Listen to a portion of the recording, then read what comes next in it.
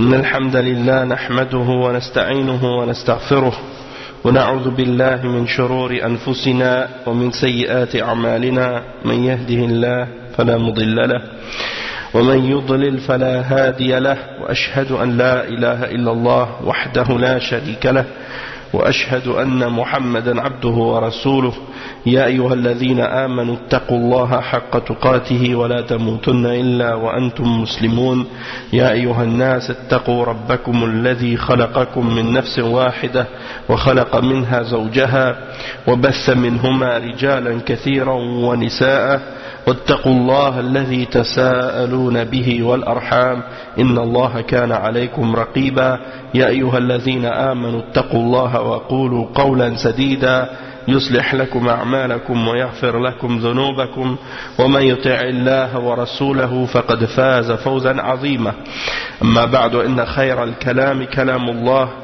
وخير الهدي هدي محمد صلى الله عليه وسلم وإن شر الأمور محدثاتها وكل محدثة بدعة وكل بدعة ضلالة وكل ضلالة في النار أما بعد. Donc aujourd'hui on commence le numéro 16 dans l'explication du livre Kitab al-Kaba'ir, Kitab al-Kaba'ir, écrit par le Cheikh Mohammed ibn Abdul Wahhab rahimahullah. Et on continue l'explication du hadith qu'on avait commencé à expliquer au dernier cours, le hadith de Al-Mughira ibn Shu'bah radiyallahu anhu, qui est rapporté par Al-Bukhari et Muslim dans le chapitre Kathratul Kalam, yani bab yani ma ja'a fi Kathratul Kalam, c'est-à-dire le fait de parler beaucoup ou de parler trop, qu'est-ce qui a été rapporté à ce sujet. Et le hadith donc qu'on est en train d'expliquer dans ce chapitre, c'est, comme on a dit, celui de Al-Mughira ibn Shu'bah. Et le hadith, on a expliqué quelques parties déjà, mais on était arrivé à la partie où le cheikh il explique wa kathratu su'al. Le hadith au complet, bon, c'est inna Allah harrama alaykum uquq al-ummahat ووأد البنات ومنع وهات وكره لكم قيل وقال وكثرة السؤال وإضاعة المال. Donc ça veut dire que Allah subhanahu wa ta'ala vous a interdit la désobéissance des mères, ça veut dire les parents de façon générale, ووأد البنات, c'est-à-dire d'enterrer vivantes vos filles, comme les gens de la Jahiliya le faisaient, de tuer leurs enfants par crainte de la honte ou de l'honneur, ou par crainte de la pauvreté ou de la famine ou des choses comme ça. C'est-à-dire tu fais l'avare et puis tu prends tout ce que les gens te donnent mais tu donnes rien de ton côté. Il a détesté pour vous donc de parler juste de qu'est-ce que les gens font, de rapporter les propos des autres, de propager des paroles, juste rapporter les rumeurs, des choses comme ça. Wa kasrat as-su'al, c'est-à-dire de poser trop de questions. Wa ida'at al-mal, c'est-à-dire de gaspiller l'argent. On va expliquer donc la partie à partir d'où on est arrivé, là où on est rendu. Wa kasrat as-su'al, de poser trop de questions. هل المراد بكثرة السؤال في العلم أم المال؟ والحقيقة المقصود الأمران معا، فالأصل في المسلم أن يسأل عما يستفيد منه وما ينفعه في حياته وفي دينه وعبادته، ويسأل بقدر الحاجة، ولا ينبغي أن يتكلف المسلم بالسؤال، ويكره له أن يسأل عما لم يقع من المسائل فيما لو وقعت، وكذلك يكره له التنطع والتعالي، أو أن يسأل بهدف إحراج المسؤول أو من أجل أن يظهر علمه. Donc le cheikh il explique que quand le prophète sallallahu alayhi wa sallam dit que Allah subhanahu wa ta'ala a détesté pour vous de poser trop de questions, ou beaucoup de questions, il dit qu'est-ce qu'il veut dire ici par beaucoup de questions, est-ce que c'est dans la science ou est-ce que c'est dans les questions de l'argent et des biens? Donc qu'est-ce qui est blâmable là-dedans? Est-ce que c'est les questions, quand tu poses des questions dans les biens ou dans la science de l'islam, la connaissance de l'islam? Et le cheikh explique que en réalité c'est dans les deux. En réalité c'est dans les deux, et que si tu par exemple poses trop de questions, c'est quelque chose qui est blâmable. Et il donne des exemples de ça. Donc il dit par exemple que la réalité c'est de poser trop de questions dans les deux, dans les biens ou dans la religion ou dans la science, parce qu'à la base le musulman il pose seulement des questions sur ce qui va être bénéfique pour lui et qu'est-ce qui va lui profiter dans sa vie, dans sa religion et dans son adoration. Et il pose des questions selon la proportion ou selon ce qu'il a besoin. Il ne passe pas, il ne va pas commencer à poser plein de questions. En fait, c'est des choses il n'a même pas besoin de connaître les détails de ces choses-là. Il fait juste poser des questions pour poser des questions. Ou bien, pour se montrer. Comme le cheikh, il donne des exemples. Il dit donc que le musulman, il ne faut pas qu'il se force à poser trop de questions. Et c'est détestable qu'il pose des questions à propos de certaines choses qui ne se sont même pas produites. Donc il y a des gens comme ça, ils cherchent toujours des petites, comme on dit, des petites histoires ou des petits problèmes, des questions sur quoi parler, poser des questions pour juste pour faire commencer des discussions ou des débats. Et donc ils vont poser des questions sur des choses qui n'ont aucun rapport. Et surtout avec qu'est-ce qu'il y a maintenant sur Internet, avec qu'est-ce qu'il y a sur YouTube, qu'est-ce qu'il y a sur... Alors tout le monde a l'occasion de trouver des choses un peu étranges, un peu bizarres, des paroles de certaines personnes que certaines personnes ont mentionnées sur l'islam qui sont un peu déviées ou qui sont bizarres. Les gens vont ramener ça et ils vont dire aux gens est-ce que vous avez déjà entendu ça? Est-ce que vous avez déjà lu ça? Est-ce que vous connaissez ça? Alors que c'est des choses qui sont vraiment pas bénéfiques. Souvent c'est des questions qui n'ont aucun rapport avec notre vie de tous les jours. C'est des choses dont on peut se passer complètement, et si on les entendait pas, et si on les connaissait pas, ça ne changerait rien du tout à notre vie. D'accord? C'est des choses insignifiantes, des choses sans aucun bienfait, aucun bénéfique. Aucun point bénéfique dedans. Donc, le musulman ne doit pas chercher ces choses-là. Et il dit c'est détestable pour lui de poser des questions à propos de choses qui ne se sont pas produites. Et que si elles arrivaient, qu'est-ce qu'on ferait? Donc ça aussi, c'est comme on a parlé une fois, on a dit al-ara'aytiyun. Al-ara'aytiyun, c'est-à-dire ceux qui disent vois-tu si telle chose arrivait, qu'est-ce qu'on devrait faire? Et à l'époque, les salafs ils détestaient les gens qui posaient ce genre de questions. Et c'est arrivé même que certains d'entre les salafs, quand on venait leur poser des questions, ils commençaient à inventer toutes sortes d'hypothèses, toutes sortes de choses qui pourraient se produire et de combien de façons ça pourrait se produire. Alors ils arrivaient avec une grosse liste de questions. Ils disaient mais qu'est-ce qu'on fait si telle chose arrive? Et si telle chose arrive, qu'est-ce qu'on doit faire? C'est comme quelqu'un va arriver et va dire bon, s'il y a des extraterrestres qui descendent sur la terre avec leur vaisseau puis qu'ils nous attaquent, qu'est-ce qu'on doit faire? Ou des choses comme ça, tu vois? Bon, ça c'est un peu extrême, mais c'est pour dire il y a des gens, ils posent des questions, des choses qui risquent de jamais arriver. Et les imams des salafs, ils disaient à la personne est-ce que cette chose ça s'est produit, oui ou non? Il disait non, ça ne s'est pas produit. Alors si ça ne s'est pas produit, reviens me voir lorsque ça va se produire et viens me poser la question à ce moment-là. Mais sinon, ils n'aimaient pas des gens qui ramenaient toutes sortes de questions comme ça. Et le cheikh il disait وَيُكْرَهُ أَنْ يُسْأَلَ عَمَّا لَمْ يَقَعْ. Donc il détestait que les gens posent des questions sur des choses qui ne se sont pas produites. Et il dit وَكَذَلِكَ يُكْرَهْ لَهُ التَّنَطُّعُ وَالتَّعَالِي. Donc c'est aussi quelque chose qui est détestable, c'est le fait de poser des questions dans des questions trop exagérées, de trop être pointillé dans des détails d'une manière extrémiste. Tu vois, il y a des gens comme ça, ils vont poser des questions tellement minutieuses sur des petits détails que tu vois que c'est comme exagéré. Tu vois, c'est comme ils vont dire En tout cas, je n'ai pas d'exemple précis là-dessus, mais c'est pour dire que il y en a des gens comme ça et ils se morfondent là. Il y en a des fois c'est grave. Il y a des gens qui ont même des waswas à cause de certaines questions. Donc de poser des questions, d'exagérer dans ces choses-là, c'est pas bon. Et de poser des questions aussi pour s'élever, pour se montrer. Hein? Surtout, il y en a qui vont aller devant les gens, devant les savants, et ils vont poser des questions pour montrer aux savants.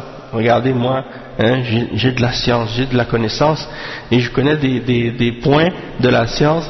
Regardez comment je pose la question aux savants, hein, sur des sujets très compliqués, très difficiles, et c'est pour prouver que je suis capable de parler de ces sujets-là à des savants, ou bien de leur poser ce genre de questions.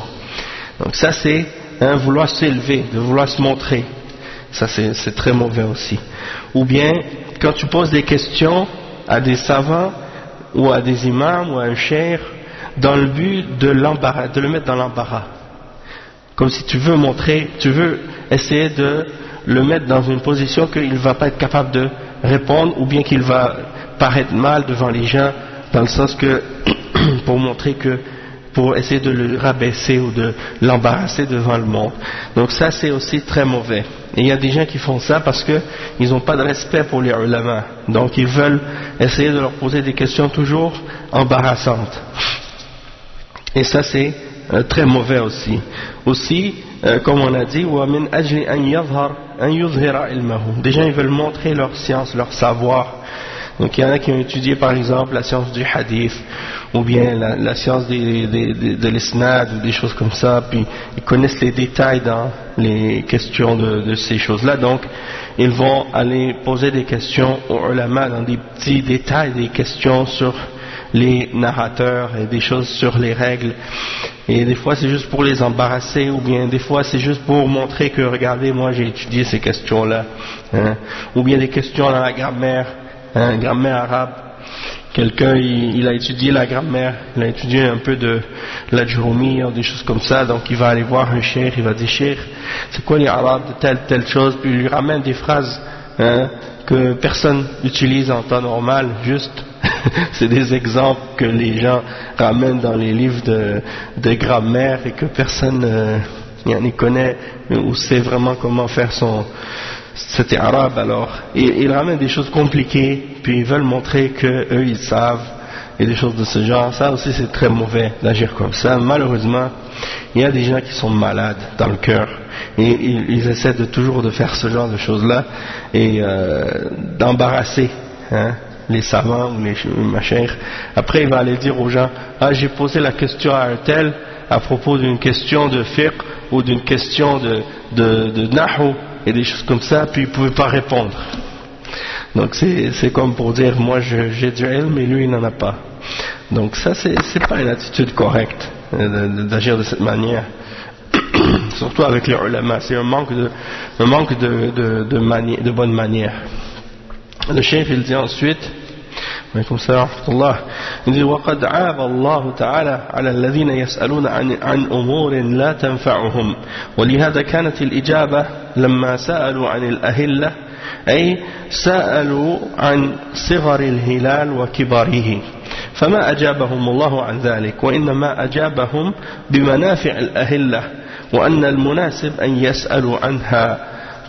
قال سبحانه يسألونك عن الأهلة قل هي مواقيت للناس والحج، يعني وكذلك لما سألوا عن الساعة يعني قال سبحانه يسألونك عن الساعة أيان مرساها فيما أنت من ذكراها إلى ربك منتهاها إنما أنت منذر من يخشاها.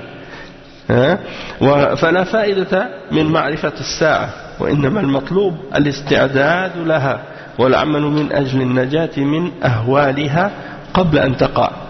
Donc le cheikh il dit que Allah subhanahu wa ta'ala il a blâmé certaines personnes qui posent des questions sur des choses qui ne sont pas bénéfiques pour eux, hein? Et c'est pour ça que lorsqu'ils ont posé des questions à propos des croissants de lune, eux ils voulaient savoir à propos de la lune, comme par exemple pourquoi le croissant est petit, pourquoi il grandit, hein, Et c'est là-dessus qu'ils ont posé des questions. Et Allah subhanahu wa ta'ala leur a répondu, mais il leur a répondu sur qu'est-ce qui est bénéfique pour eux de connaître par rapport à ces croissants de lune, et non pas à propos de la question qu'ils ont demandée. C'est-à-dire, pourquoi le croissant il rapetisse et pourquoi il grandit dans le ciel? Si tu sais la réponse à ça, est-ce que ça va te rapprocher d'Allah? Est-ce que ça va te faire comprendre mieux comment adorer Allah? Pas nécessairement. Tandis que qu'est-ce que Allah subhanahu wa ta'ala a répondu? Ça c'est bénéfique pour toi. Donc qu'est-ce qu'il a dit lorsqu'il leur a posé la question à propos des croissants? Allah subhanahu wa ta'ala leur a répondu de qu'est-ce qui est bénéfique pour eux de connaître par rapport aux croissants de lune, et qu'est-ce qui correspond, qu'est-ce qu'il aurait dû poser comme question plus tôt. Il leur a répondu à propos de qu'est-ce qu'ils auraient dû poser comme question plus tôt que ceux qu'ils ont demandé. Alors, il mentionne le verset 189 dans Surat Al-Baqarah, dans lequel Allah subhanahu wa ta'ala dit: et il te demande à propos des croissants de lune.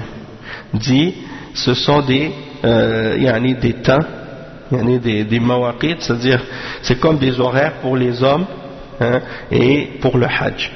Donc c'est en regardant le croissant de lune dans le ciel qu'on peut savoir quand est-ce que les mois commencent, quand est-ce que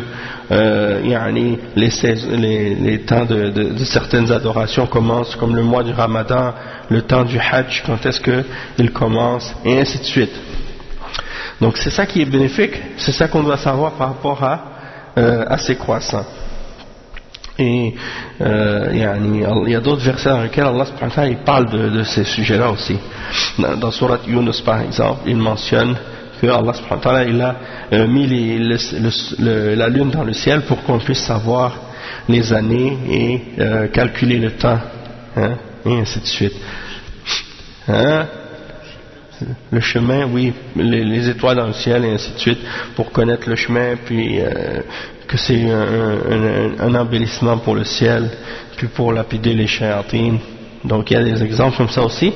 Puis il dit aussi, lorsqu'ils ont posé la question à propos de l'heure, eux ils voulaient savoir c'est quand le jugement dernier. Allah subhanahu wa ta'ala leur a pas répondu le jugement dernier ce sera à telle date ou tel moment. Non, justement dans le verset, c'est dans Surat Al-Nazi'at, dans les dernières sourates du Coran, justement à la fin de cette sourate, il pose la question, c'est les versets 42 à 45. Il dit, il t'interroge au sujet de l'heure, quand va-t-elle jeter l'encre? Quelle science en as-tu pour leur dire? Son terme n'est connu que de ton Seigneur, tu n'es que l'avertisseur de celui qui le redoute. Donc le cheikh dit, de toute façon, même s'ils savaient l'heure du jugement dernier, il n'y a aucun bienfait pour eux de connaître quand est-ce que ça va être. Ça ne va rien changer pour eux, de toute façon. Qu'est-ce qui est important de connaître, c'est qu'est-ce que tu as préparé pour l'heure du jugement dernier. Et puis d'agir et de faire les œuvres pour que tu puisses être sauvé des moments terribles de ce jugement-là, avant que le jugement se produise. Et de toute façon, chacun, comme on dit, chacun de nous, on a notre jugement dernier, personnel, individuel, et c'est notre mort.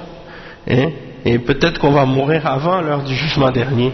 Et qu'est-ce qu'on a préparé pour notre heure du jugement dernier?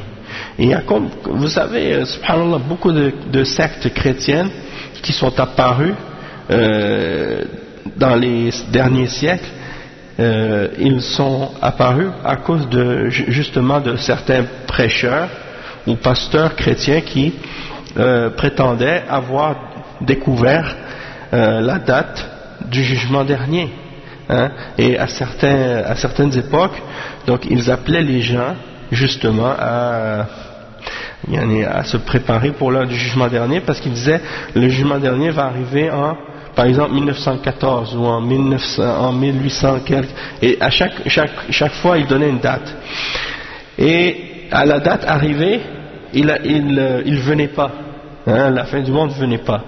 Alors là il commençait à réinterpréter pour dire je me suis trompé, mais finalement c'était pas cette date là, c'est une autre date. Donc il y a plein de sectes chrétiennes qui sont apparues comme ça, les adventistes, les témoins de Jéhovah et beaucoup d'autres aussi.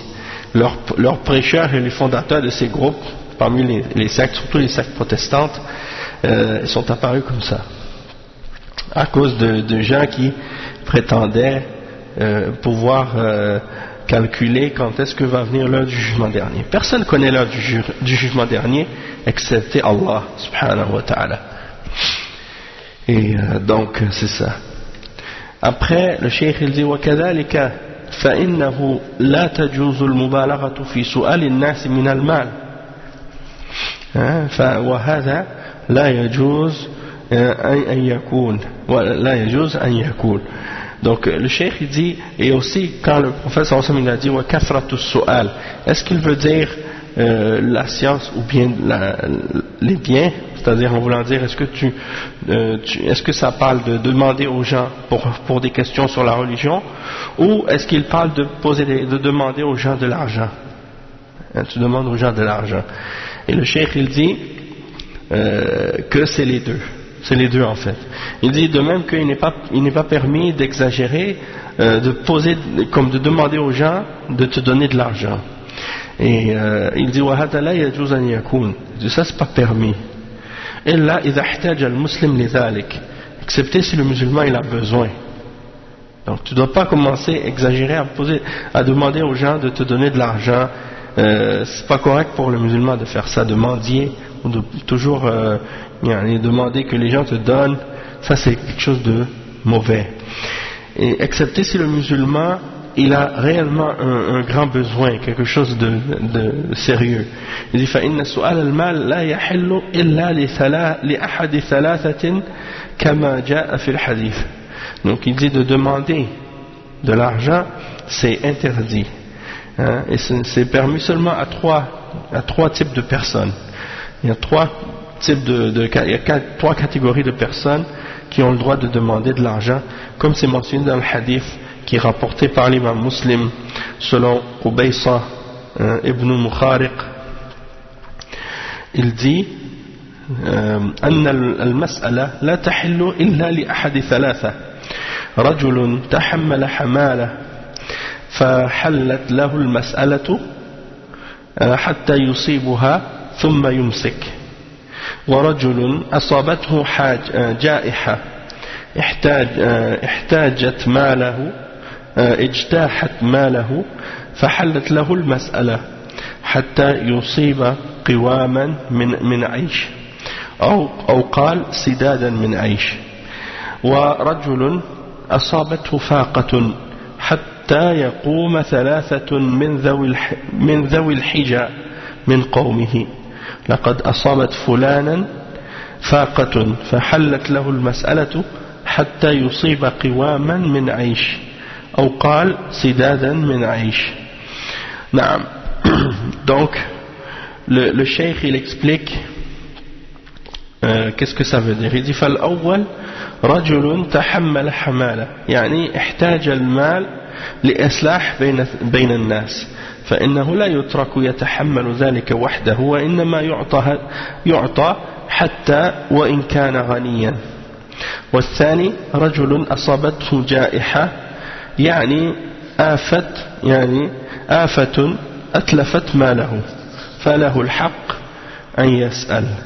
وقال سبحانه وتعالى والذين في أموالهم حق معلوم للسائل والمحروم، والمحروم هنا هو الذي تلف ماله فيأخذ ما يقوم به أمره ثم يمسك عن المسألة والطلب من الناس. والثالث رجل أصابته فاقة يعني فقرا فهو إنسان معسر معروف أنه فقير، فهذا له أن يسأل الناس حتى يسد حاجته ثم يمسك ولا يستمر في السؤال. أما الذي يسأل تكثرا بدون حاجة فهو آثم. يقول النبي صلى الله عليه وسلم من سأل الناس أموالهم تكثرا فإنما يسأل جمرا فليستقل أو ليستكثر. Donc le cheikh explique que c'est pas permis de poser la question. Il mentionne le hadith comme si c'est pas permis de demander aux gens leurs biens et de leur demander de l'argent, excepté dans 3 situations. Le premier, il dit, c'est un homme qui a pris la charge d'aider, de donner de l'argent pour réconcilier entre 2 personnes. Il dit, celui-là, il a le droit de demander de l'argent jusqu'à ce qu'il puisse avoir son argent, l'argent qu'il a dépensé pour faire ça, parce qu'il ne doit pas à lui seul prendre la charge de cette dépense. Le deuxième, c'est un homme qui a été frappé par un malheur quelconque, soit que par exemple ça peut arriver que sa maison a pris en feu, il a tout perdu, son argent, ses biens, des choses comme ça. Ou bien des fois, qu'est-ce qui arrive des fois dans les pays musulmans, comme en Arabie Saoudite ou ailleurs, quand il y a un homme qui, par accident, il a tué quelqu'un. Par exemple, il roule avec sa voiture, puis il frappe quelqu'un, la personne est morte. Il doit payer le prix du sang de cette personne. Donc, il ne peut pas payer ça de sa poche parce que c'est des milliers de dollars. Et il n'a pas les moyens de payer le prix de sang de la personne. Alors, dans ce cas-là, il peut mendier ou il peut demander qu'on lui donne de l'argent jusqu'à ce qu'il puisse retrouver sa vie, comme l'argent qui est suffisant pour lui pour régler ses problèmes. Et le troisième, c'est la personne qui est frappée par une pauvreté et qui est vraiment dans le besoin. Il y a trois personnes qui témoignent parmi les gens de raison et de bonnes mœurs, qui témoignent à son sujet que la personne a vraiment été frappée par une pauvreté, et donc il lui est permis dans ce cas-là pour lui de mendier, de demander jusqu'à ce qu'il puisse retrouver quelque chose qui lui suffit pour vivre. Et donc c'est ça le hadith en question, et le cheikh il explique par la suite chaque cas, et on a expliqué déjà le premier, puis le deuxième, on a donné des exemples aussi, et le cheikh il cite à propos du deuxième les versets 24 et 25 dans Surat Al-Ma'arij. Il dit وَالَّذِينَ فِي أَمْوَالِهِمْ حَقٌّ مَعْلُومٌ لِلسَّائِلِ وَالْمَحْرُومِ, c'est-à-dire ceux qui dans leurs biens il y a un droit connu, c'est-à-dire il sait que dans ses biens il y a les pauvres et les déshérités qui ont un droit dans son argent, et il leur donne de ses biens, il garde de ses biens pour aider ces gens-là. Et al-mahroum, on peut dire le déshérité, ou bien celui qui a été, parce que c'est traduit comme ça en français dans le Coran qui est traduit en français, la traduction des sens du Coran. Et aussi al-mahroum, il dit le cheikh que ça peut être celui qui a perdu ses biens, dans le sens qu'il lui est arrivé un malheur, puis peut-être qu'il a plus d'argent à cause de ça, soit un accident ou un feu ou des choses de ce genre. Donc dans ce cas-là, il a le droit de demander. Et une troisième personne, c'est la personne qui a eu une pauvreté, qui est dans la pauvreté en fait, une personne qui est en difficulté économique et qui est connue comme étant pauvre, et il demande aux gens pour remplir son besoin parce qu'il n'en a pas. Puis quand il a ce qu'il lui faut, il se retient, il ne demande pas. Il ne continue pas à demander après qu'il a eu ce qu'il lui faut. Et il dit, en ce qui concerne la personne qui demande juste pour augmenter sa richesse ou augmenter ses biens, sans avoir réellement un besoin de demander, alors celui-là, bien entendu, il est dans le péché. Parce que le prophète sallallahu alayhi wa sallam, il a dit, ça c'est rapporté par l'imam Muslim, selon Abi Huraira, il dit, celui qui demande aux gens leurs biens pour s'enrichir, eh bien il ne fait que demander un charbon, du charbon ardent, c'est comme si du feu, en voulant dire que c'est quelqu'un qui sera châtié. Et donc qu'il demande plus ou moins, et ça ne change rien parce qu'il sera puni pour ça. parce que c'est pas permis de poser, de demander ou de mendier. Et il y a un hadith aussi qui mentionne que celui qui mendie, eh bien, il sera ressuscité au jour de la résurrection. Il n'aura plus de chair dans le visage. Il n'aura plus de chair dans le visage. Non. Donc, de mendier comme ça sans qu'il y ait une raison pour le faire, eh bien, c'est pas permis. Et l'autre partie du hadith, c'est قوله صلى الله عليه وسلم وإضاعة المال أي صرفه في غير محله وبذله في غير وجهه المأذون فيه شرعا, c'est-à-dire de gaspiller l'argent. Ça, c'est pas permis. Et c'est-à-dire tu dépenses ton argent dans ce que tu ne dois pas dépenser, hein? Et tu la dépenses d'une manière qui est incorrecte ou dans laquelle il est interdit de le faire selon l'islam, selon la charia.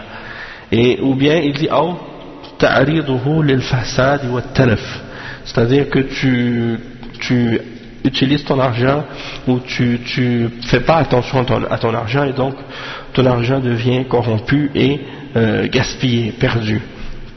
Ça, c'est pas permis. Il dit Wallahu la yuhibbul fasad. Allah, il n'aime pas le désordre.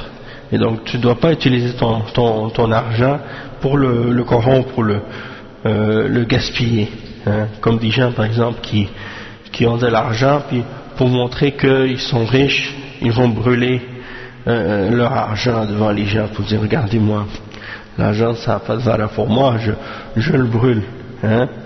Alors qu'avec cet argent, il pouvait faire beaucoup de bien, hein, soit à lui-même ou bien soit aux autres. Donc ça, c'est pas permis de faire ça.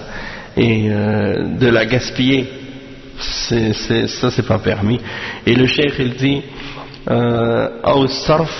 أو الصرف يعني في إنفاقه بالتوسع في لذيذ المطاعم والمشارب ونفيس الملابس والمراكب وغير ذلك مما ينشأ عن غلظ الطبع وقسوة القلب مبعدين عن الله سبحانه وتعالى.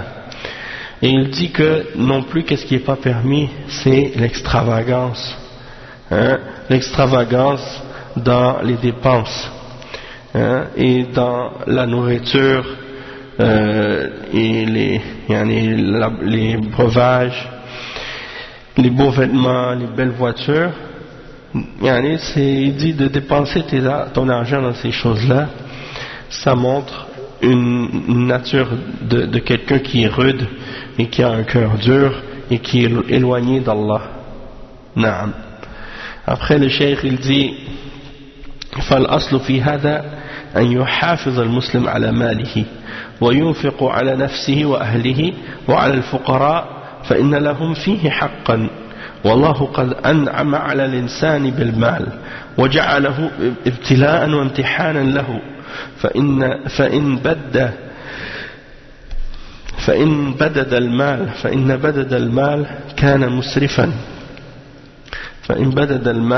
كان مسرفا وإن بخل بإنفاقه كان آثما وكان مضيعا لمن يقوت والمال هو مال الله والعبد مستخلف فيه إلى أجل ثم ينتقل هذا المال إلى غيره بالوراثة وغيرها. Donc le cheikh il dit à la base le musulman il doit préserver son argent, hein, et il doit le dépenser pour lui-même et sa famille et aussi pour les pauvres, ceux qui ont un droit sur lui, parce que les pauvres ont un droit sur lui et sur ses biens. Et il dit que Allah subhanahu wa ta'ala il a fait des grâces, hein, à l'homme en lui donnant des biens et de la richesse, et il a fait de ces biens et de cette richesse une épreuve et un test pour lui. Si il le dépense de façon extravagante et dans le luxe et l'argent, et puis il le gaspille, là dans ce cas-là il est musrif, hein, c'est quelqu'un qui est gaspilleur et extravagant et ainsi de suite. Mais s'il est avare puis qu'il refuse d'en donner à quiconque et de le dépenser même pour ceux qui ont un droit sur lui, dans ce cas-là il est dans le péché aussi, et il n'a pas respecté le droit de ceux qui sont sous sa charge. Donc le bien, l'argent et la richesse, c'est en réalité ça appartient à Allah, et il le prête à l'homme, il le prête à l'homme jusqu'à un terme. Une fois que son terme est arrivé, c'est-à-dire jusqu'à ce qu'il meure, eh bien son argent elle est donnée à ses héritiers. Il perd ses biens à sa mort, et son argent et sa richesse est transférée à ses héritiers, et ainsi de suite.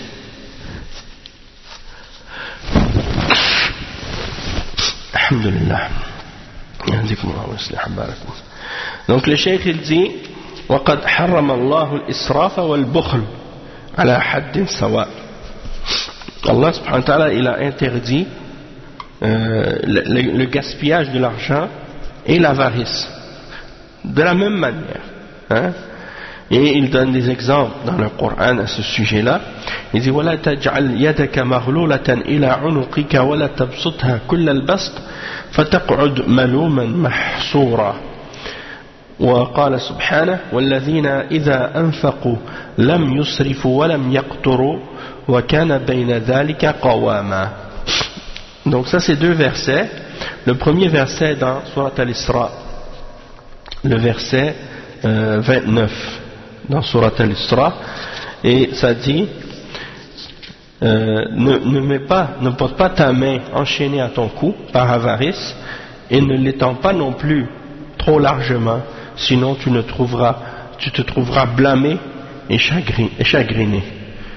Et l'autre verset c'est dans Surat Al-Furqan, le verset 67, dans lequel Allah subhanahu wa ta'ala dit qui lorsqu'ils dépensent, en parlant des serviteurs d'Allah, qui lorsqu'ils dépensent ne sont ni prodigues, c'est-à-dire ne sont pas extravagants, ils ne sont pas non plus avares, mais se tiennent au juste milieu.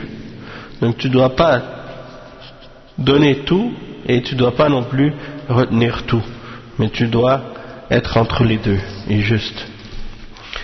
Un autre hadith qui est rapporté dans ce chapitre, c'est le hadith suivant. عن جابر رضي الله عنه مرفوعا إن من أحبكم إلي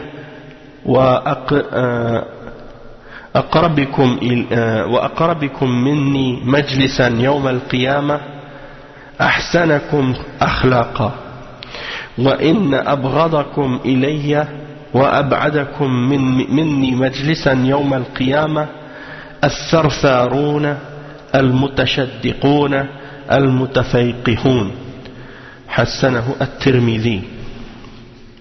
نعم. Donc ici on a un hadith et ce hadith comme on a dit il est rapporté par At-Tirmidhi dans son Sunan. Et je voulais juste ramener les explications par rapport à son degré. Donc il est rapporté par At-Tirmidhi et Al-Khatib il l'a rapporté, Ibn Asakir selon Jabir, et c'est un hadith Hassan. Il dit qu'il est aussi rapporté selon Ibn Abbas, comme dans dans Al-Shu'ab Al-Iman de l'imam Al-Bayhaqi. Et Cheikh Nasir il l'a authentifié, il l'a déclaré sahih selon Abu Huraira dans Al-Bayhaqi et dans Al-Shu'ab, et Ibn Adi dans Al-Kamil, et sanaduhu sahih. Donc c'est ça, il est rapporté par plusieurs narrateurs et il est authentique. Qu'est-ce que ça veut dire ce hadith? C'est rapporté donc selon Jabir que le prophète sallallahu alayhi wa sallam a dit: ceux qui sont plus aimés de moi et plus proches et assis le plus proche de moi au jour de la résurrection sont ceux qui auront le meilleur comportement, et ceux que je déteste, qui sont les plus détestés de moi et qui sont les plus éloignés, qui sont assis le plus loin de moi au jour de la résurrection, sont الثرثارون المتشدقون المتفيقهون. Ces trois caractéristiques, je ne vais pas les traduire maintenant, je vais juste les laisser comme ça, puis dans l'explication de Cheikh Al-Fawzan, quand on va lire l'explication, on va en même temps les traduire son explication qui va faire que vous allez comprendre qu'est-ce que ça signifie.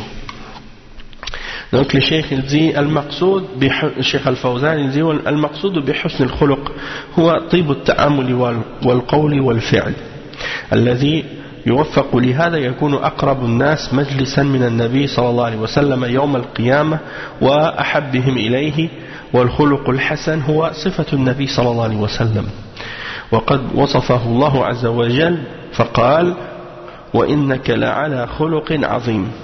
Donc le Cheikh il dit que premièrement qu'est-ce qu'on veut dire par le bon comportement? C'est la bonne façon d'interagir et d'agir avec les gens dans la parole et dans l'action. C'est-à-dire que la personne qui a le meilleur comportement, elle aura le succès d'être le plus proche, assis le plus près du prophète sallallahu alayhi wa sallam au jour de la résurrection. Et il sera parmi les gens les plus aimés du prophète sallallahu alayhi wa sallam. Et le bon comportement fait partie des caractéristiques du prophète Muhammad sallallahu alayhi wa sallam.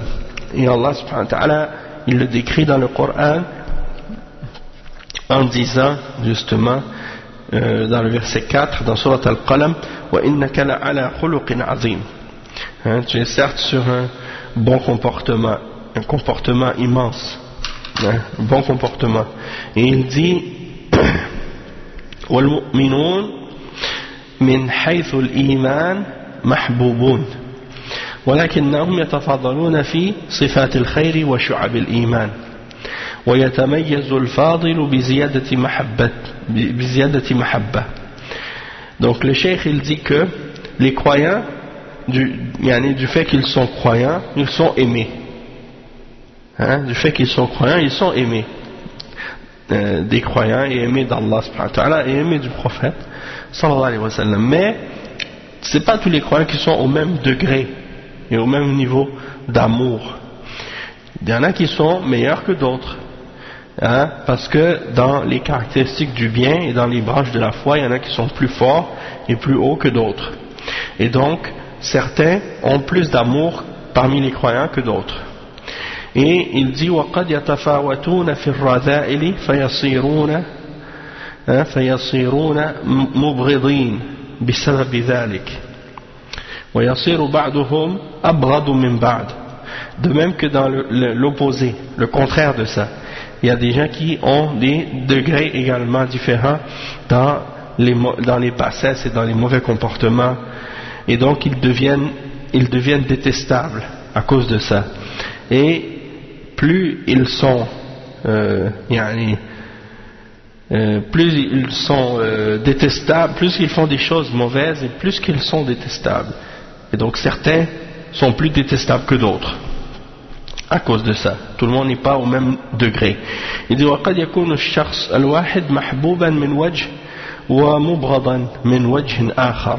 Il dit c'est possible qu'une seule, dans la même personne, il y ait certains aspects qui sont aimables et d'autres qui sont détestables. Dans la même personne. C'est-à-dire que certaines personnes, parfois ils ont des bonnes qualités, mais en même temps ils ont des défauts et des problèmes qui fait que tu les aimes et tu les détestes en même temps. Il dit وعليه فإن النبي صلى الله عليه وسلم يحب المؤمنين من حيث هم مؤمنون وحبه لأحسنهم خلقا أشد ويبغض العصاة من حيث هم عاصين أو من حيث هم عاصون وبغضه لأسوائهم أخلاقا أشد. Donc le cheikh il dit que le prophète sallallahu alayhi wa sallam aime les croyants du fait qu'ils sont des croyants, et son amour pour ceux qui ont un bon comportement est plus grande et plus forte, et sa haine pour les pécheurs du fait qu'il les déteste du fait qu'ils sont des pécheurs. Et il dit que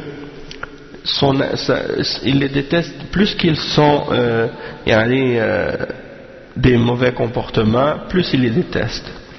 Plus ils ont des mauvais comportements, plus il les déteste. Il dit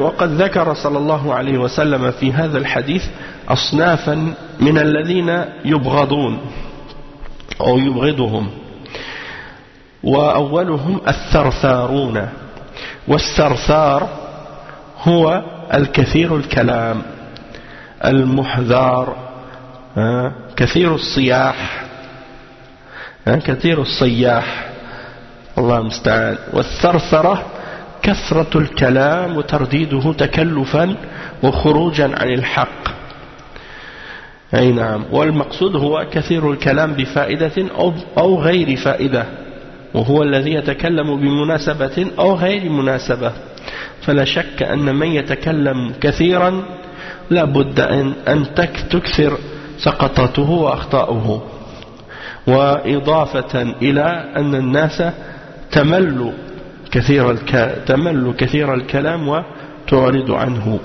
Donc le cheikh il dit que le prophète sallallahu alayhi wa sallam il a mentionné des catégories de personnes qu'il déteste et parmi eux la première personne qu'il a mentionné ou la première catégorie c'est ceux qu'il a appelés al-thartharuna et al-tharthar c'est la personne qui parle beaucoup al-mihdar kathir al-sayyah la personne qui parle beaucoup, qui crie beaucoup et il dit c'est-à-dire qu'il parle beaucoup, il se force pour parler beaucoup et pour sortir de la vérité. Et qu'est-ce qu'on veut dire? C'est la personne qui parle beaucoup, que ce soit bénéfique ou non. C'est-à-dire qu'est-ce qu'il dit? C'est bénéfique ou bien c'est pas bénéfique? Et il parle qu'il y a une occasion de parler ou non, c'est pas grave, il parle trop. Et il n'y a pas de doute que la personne qui parle beaucoup, eh bien, elle va avoir beaucoup d'erreurs et beaucoup de fautes. Et en plus, la personne qui parle beaucoup, les gens sont ennuyés, à force de l'entendre trop parler, elles deviennent ennuyées et elles s'éloignent de lui. Donc ça c'est la première catégorie. Al-thartharun. La deuxième catégorie, al-mutashaddiqun. Il dit وذكر كذلك المتشدقون أي المتكلمون المتفيسحون الذين يتوسعون في الكلام من غير احتراز واحتياط وقيل المتشدق هو المستهزئ بالناس يلوي شدقه يعني عليهم أي يتفاصح عليهم والشدق يعني جانب الفم والأصل في المسلم حتى وإن كان عنده شيء من فصاحة اللغة ومعرفة البلاغة ووحشي الكلام أن يتواضع ولا يتكبر ويترفع على الناس وإنما عليه أن يكلم الناس بما يعرفون بكلام معروف فيخاطب العوام بما يفهمون وقد قال علي حدثوا الناس بما يعرفون أتحبون أن يكذب الله ورسوله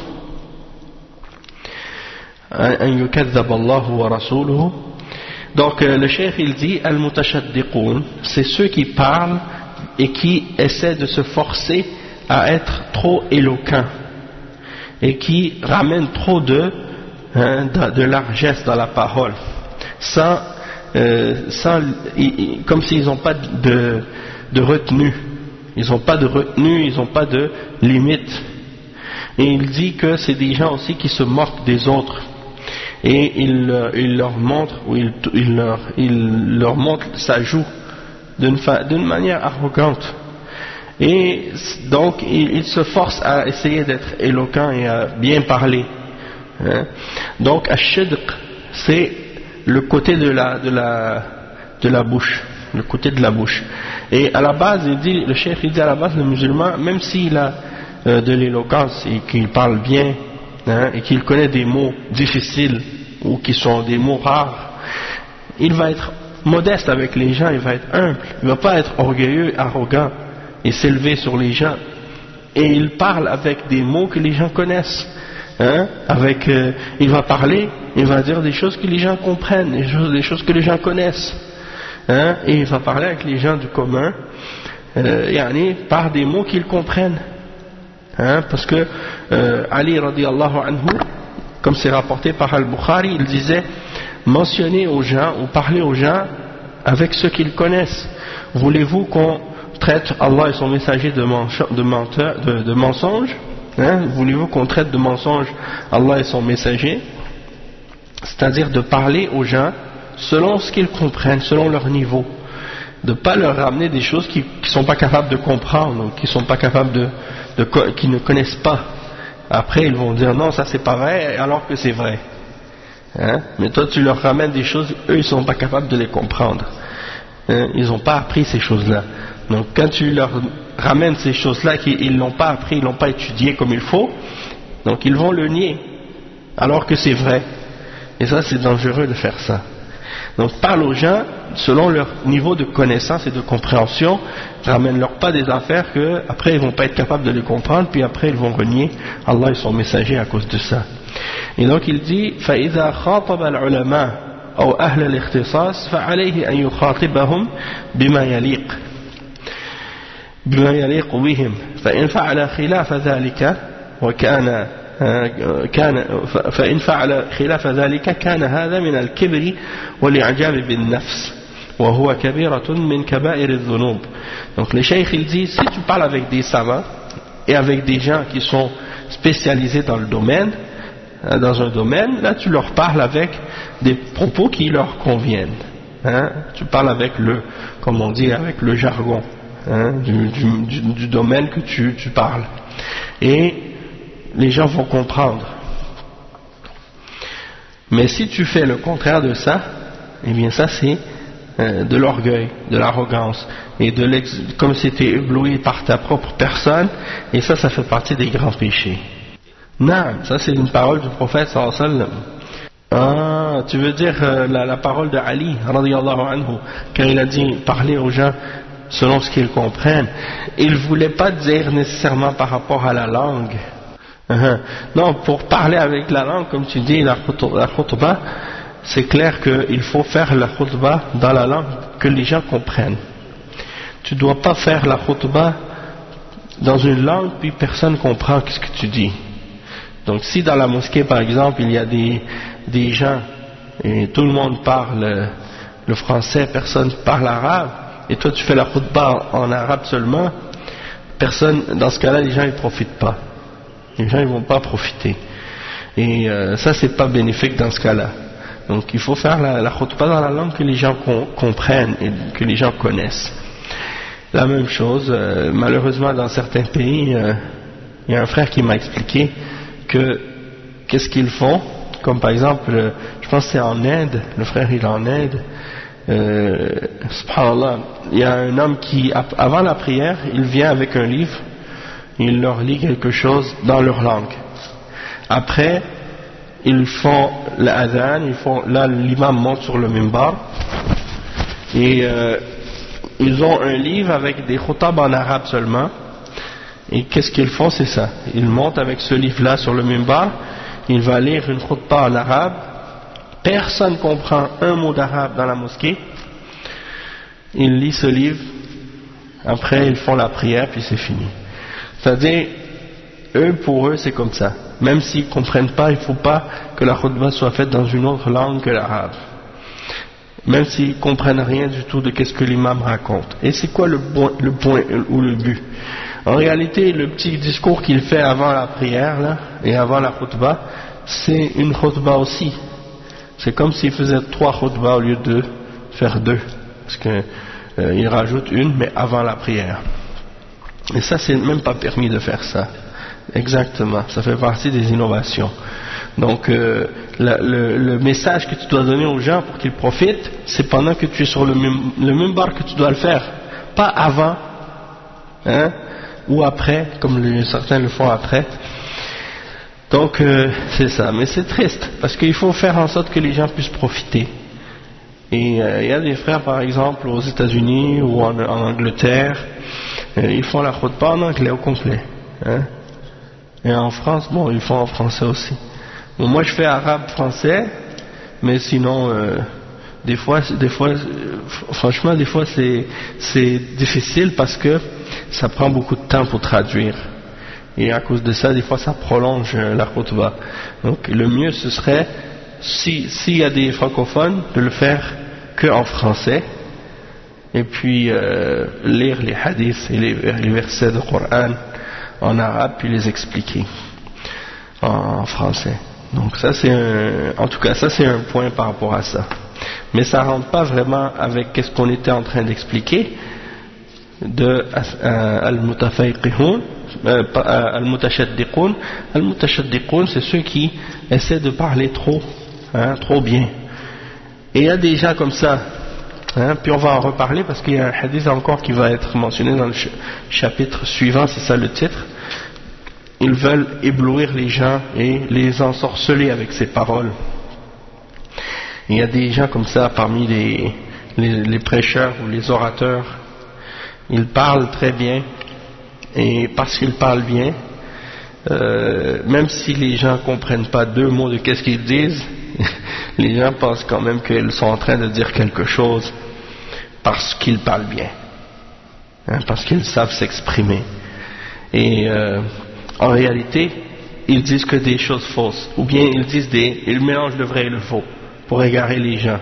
Mais parce qu'il dit des choses d'une belle façon, les gens pensent que qu'est-ce qu'il dit c'est vrai, alors que c'est pas vrai. C'est des égareurs, des gens comme ça.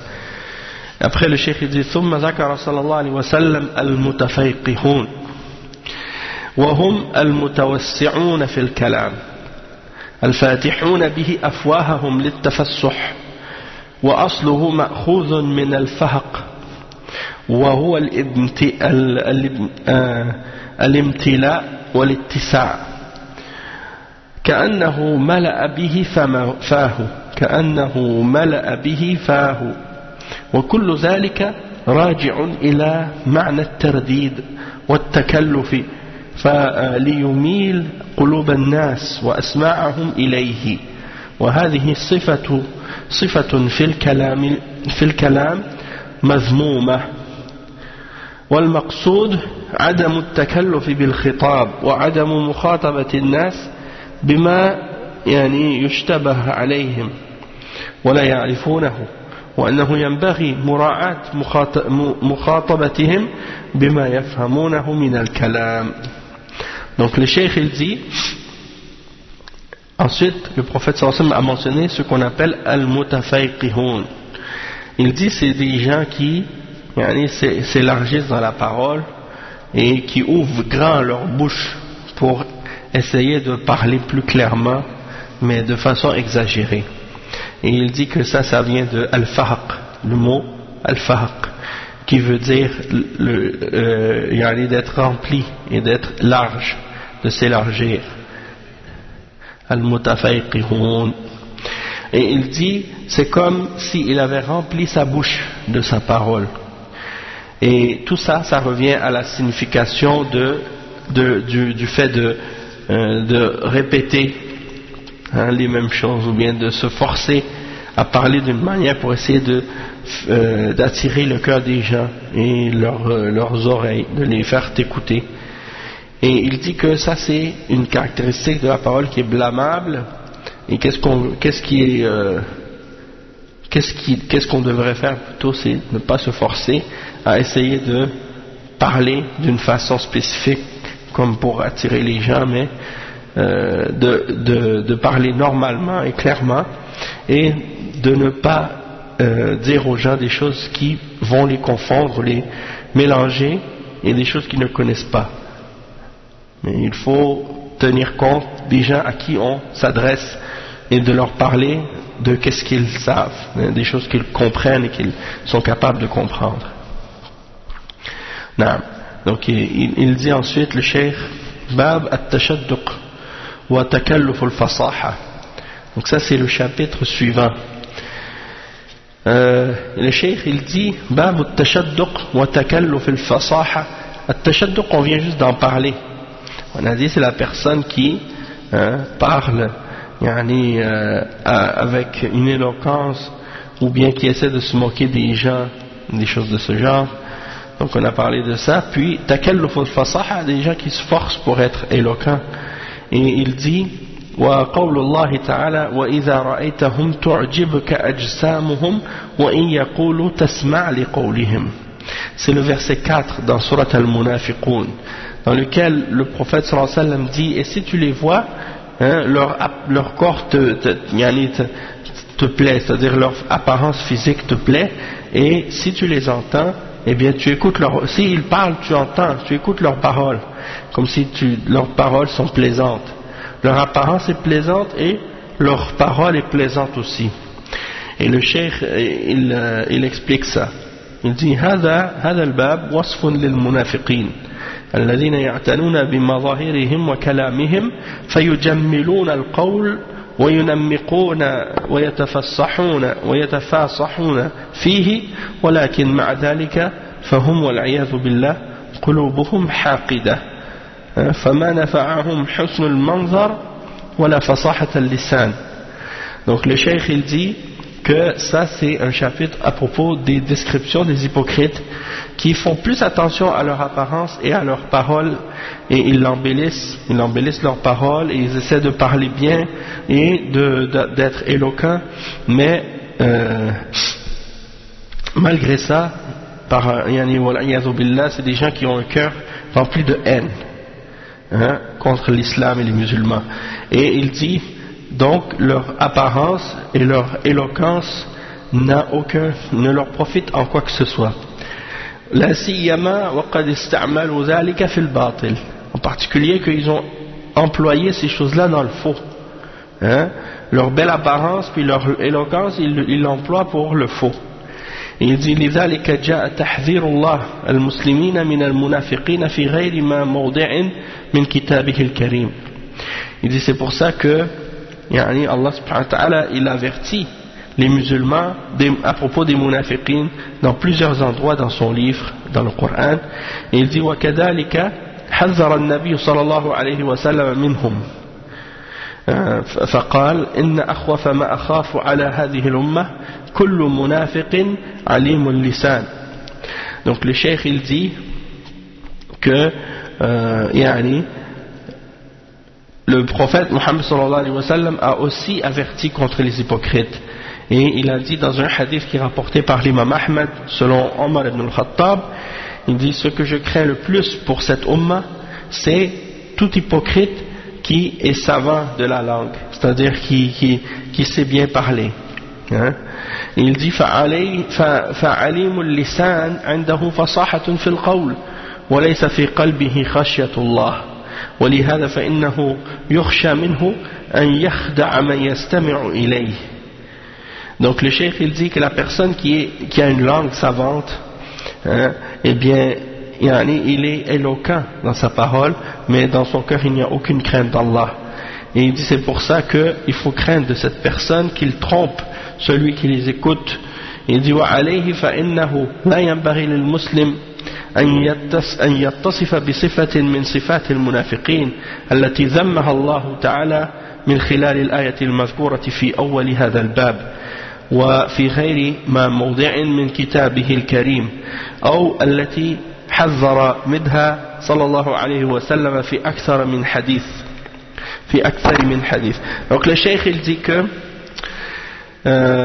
il ne faut pas que le musulman soit décrit par une caractéristique des hypocrites que Allah a blâmé, soit à travers le verset qu'on a lu dans l'introduction de ce chapitre, ou bien des autres versets dans le Coran à d'autres endroits dans lesquels Allah subhanahu wa ta'ala avertit contre les munafiqin et aussi il ne doit pas non plus posséder les caractéristiques des hypocrites qui sont mentionnées dans plusieurs des hadiths du prophète sallallahu alayhi wa sallam. Le hadith suivant c'est un hadith, il dit le cheikh Mohammed ibn Abdul Wahhab il rapporte le hadith عن ابن عمر رضي الله عنهما مرفوعا إن من البيان للسحر رواه البخاري. Donc il rapporte un hadith qui est rapporté selon le fils de Omar ibn Khattab, Abdullah ibn Omar radiyallahu anhuma, et il dit que le prophète sallallahu alayhi wa sallam a dit il y a des explications qui sont du domaine de la sorcellerie, ou bien comme si c'était de la magie. Inna min al-bayan ila sihra. Certaines formes d'expression ou d'explication sont comme de la magie. Naam, sont comme de la sorcellerie. Et donc, ça c'est rapporté par Al-Bukhari.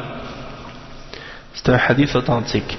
Cheikh Al-Fawzan il explique, il dit وفي حديث آخر قال صلى الله عليه وسلم إن من الشعر حكمة فالشعر فيه حكمة حيث يعني تتعدد أغراضه ولا سيما المستحسنة كالحث على الكرم والشجاعة وإغاثة الملهوف والمروءة وحسن الجوار.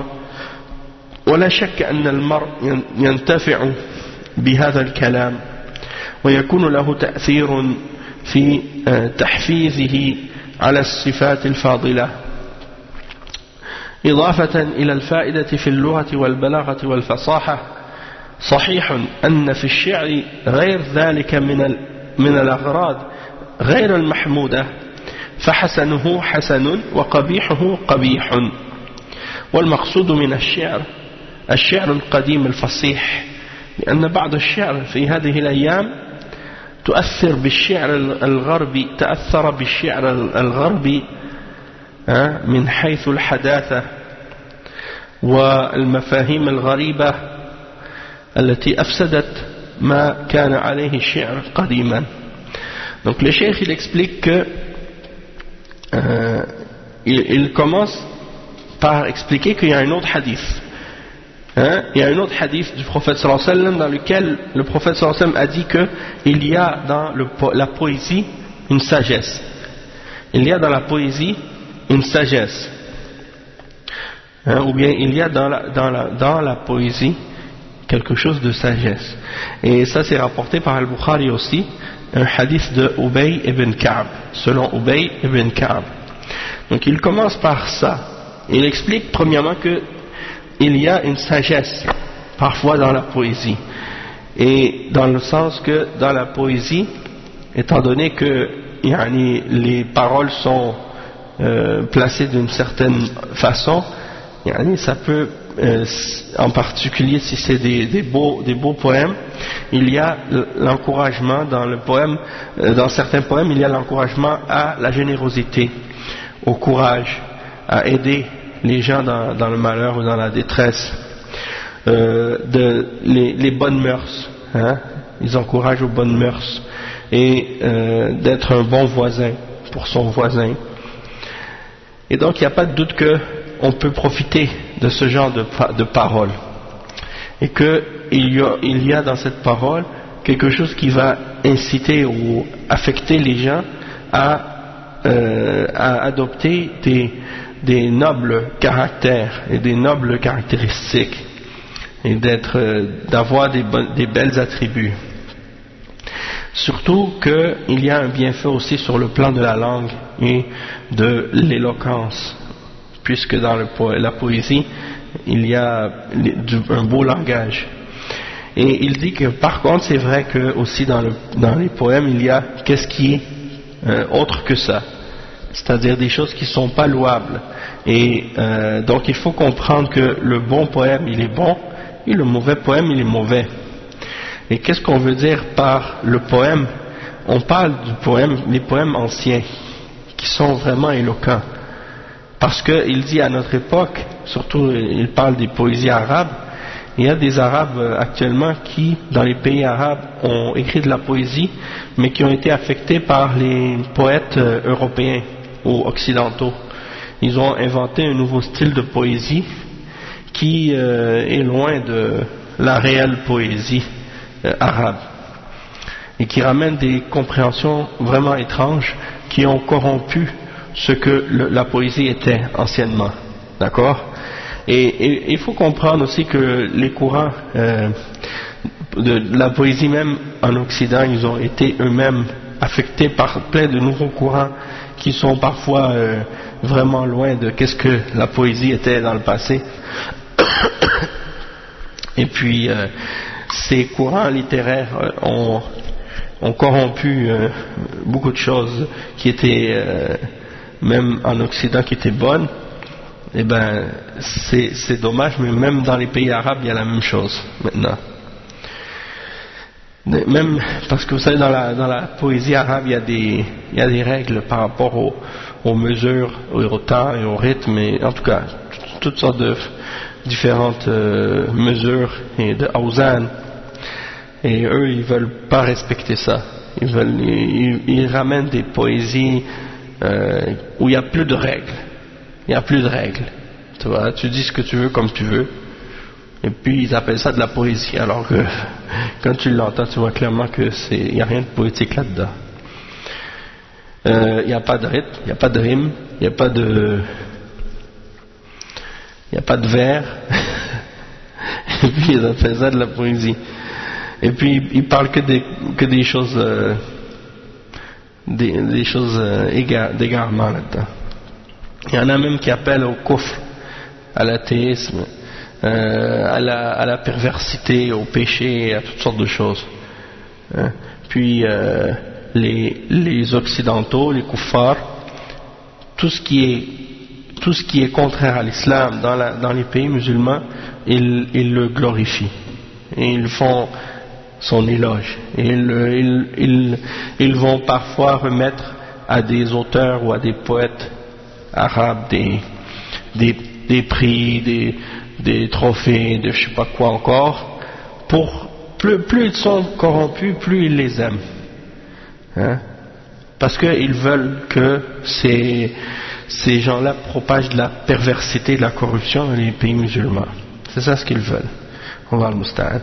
Donc le cheikh il dit فكما أن من الشعر حكمة كذلك فإن من البيان وهو الكلام المنثور غير المنظوم سحرا، أي إن منه لنوعا يحل من العقول والقلوب في التمويه محل الشعر، فإن الساحر بسحره يزين الباطل في عين المسحور حتى يراه حقا، وكذلك المتكلم بمهارته في البيان والشعر وتفننه في البلاغة وترصيف النظم فإنه يسلب عقل السامع ويشغله عن التفكر والتدبر فيه حتى يخيل إليه الباطل حقا والحق باطلا. فتجد مثلا بعض الخطباء الذين أعطوا حظا من البلاغة والفصاحة والبيان ما يستميلون به قلوب الحاضرين فيسحرونهم ببلاغتهم وفصاحتهم، ولهذا تسمى البلاغة سحرا، ولكنه سحر حلال إذا ما استخدم في الحق. أما سحر الساحر فهو حرام قطعا. Donc le cheikh il dit, comme la poésie, il y a de la sagesse dedans, de même que dans la parole qui n'est pas en vers, et il y a aussi de la sorcellerie dedans des fois, c'est-à-dire que il y a certaines façons de dire les choses et de parler qui peuvent prendre la raison des gens et leur cœur et agir avec eux comme la poésie parfois. C'est-à-dire que le sorcier par exemple quand il fait de la sorcellerie, il va enjoliver le faux aux yeux des gens qui sont ensorcelés pour leur faire croire que qu'est-ce qu'ils voient c'est vrai. Eh bien la même chose avec la personne qui a le don de la parole et de l'expression. Quand il parle bien, eh ben, il connaît l'éloquence et les règles de l'expression. Donc quand il parle, il prend complètement la raison des gens à qui il s'adresse avec sa façon de parler, puis il les empêche de réfléchir et de comprendre réellement qu'est-ce qu'il dit, et il leur fait croire que qu'est-ce qui est faux c'est vrai, qu'est-ce qui est vrai c'est faux.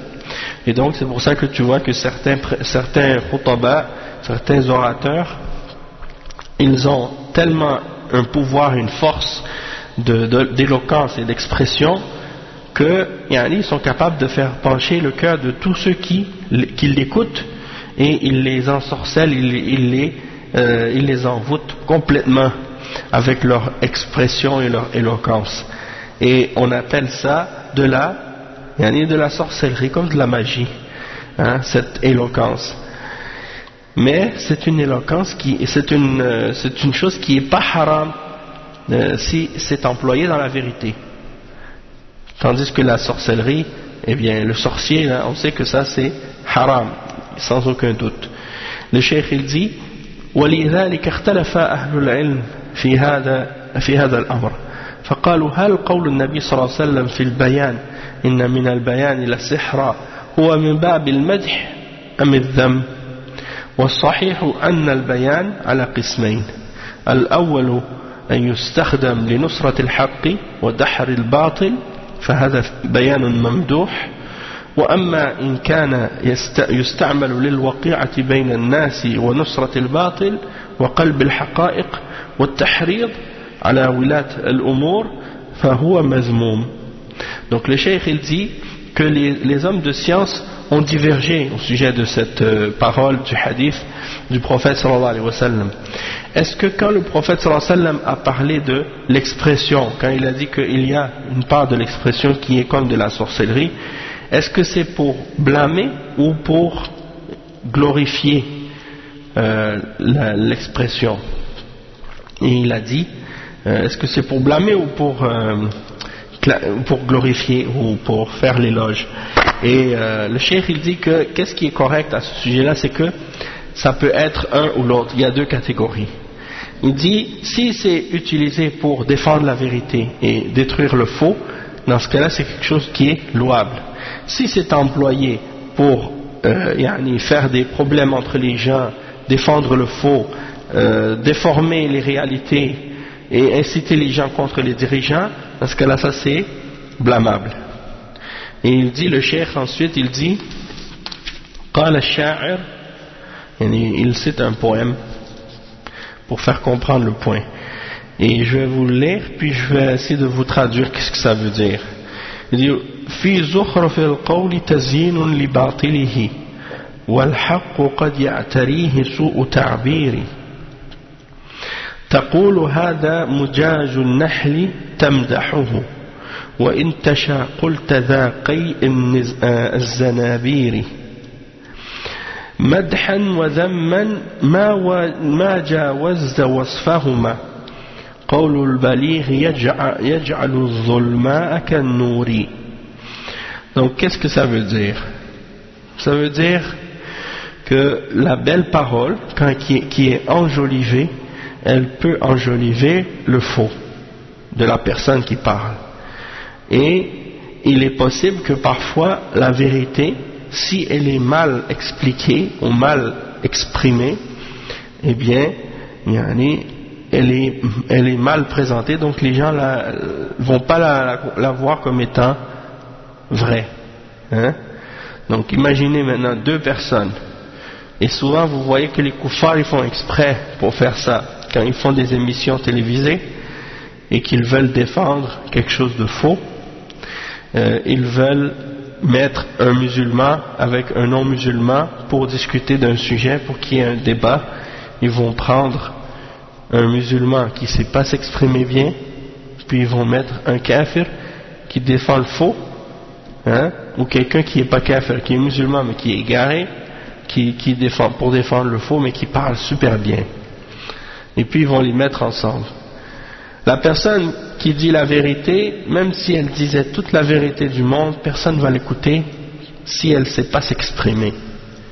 Tandis que la personne qui dit le faux, même si elle disait les choses les plus bêtes au monde, elle le dit tellement bien que les gens pensent que qu'est-ce qu'il dit c'est vrai.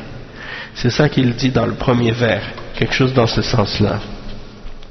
في زخرف القول تزيين لباطله. dans la belle parole enjolivée, ça embellit sa fausseté. وَالْحَقُّ قَدْ يَعْتَرِيهِ سُوءُ تَعْبِيرِ. Ta'bir, c'est l'expression.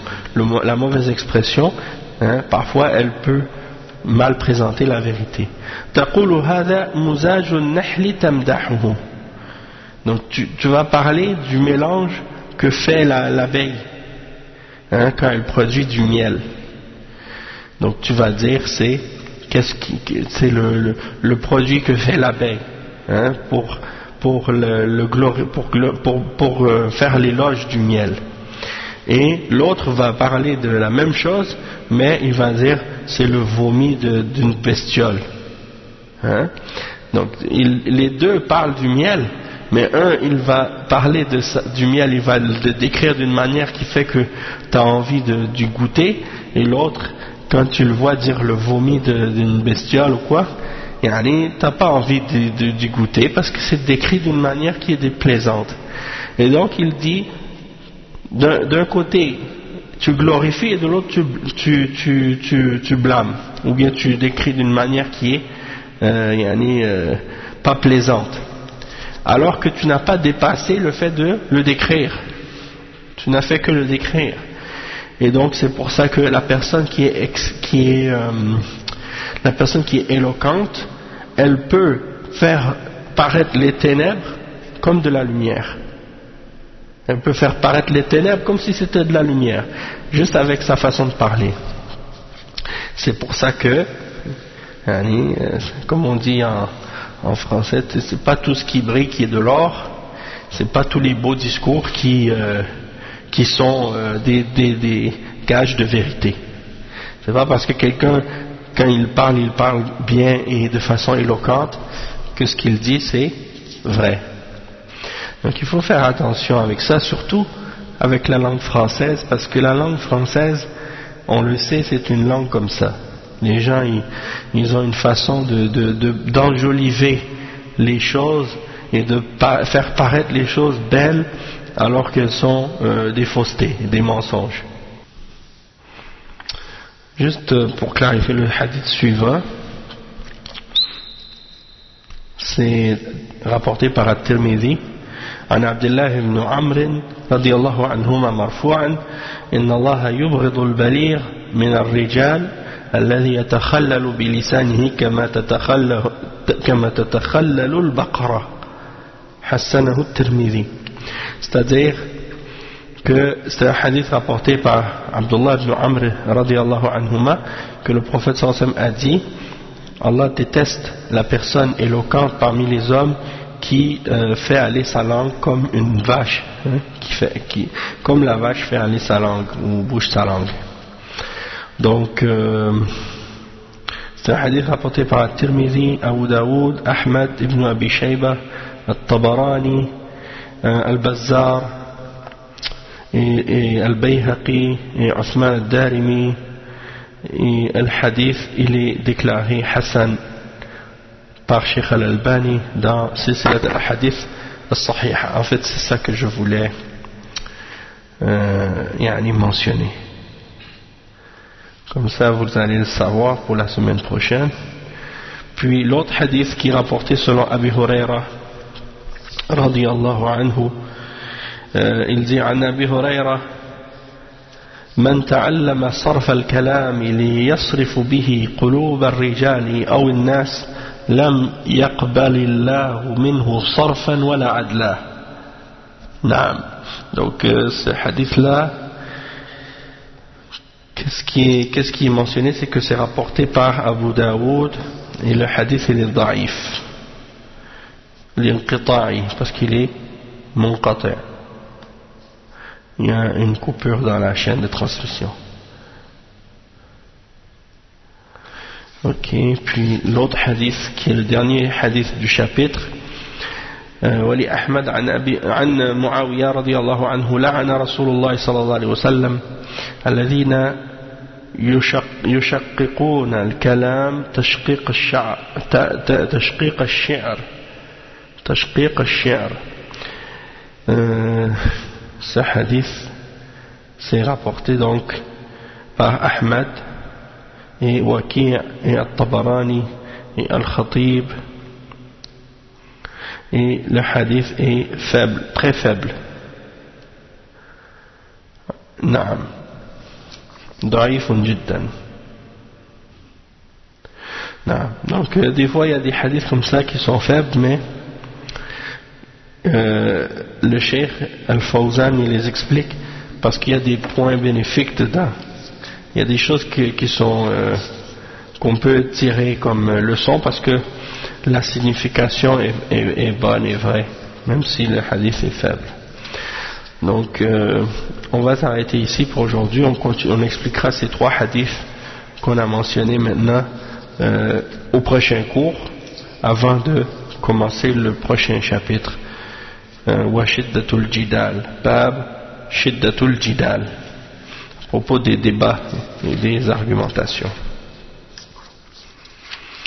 Donc il y a des chapitres très intéressants qui s'en viennent, Inch'Allah.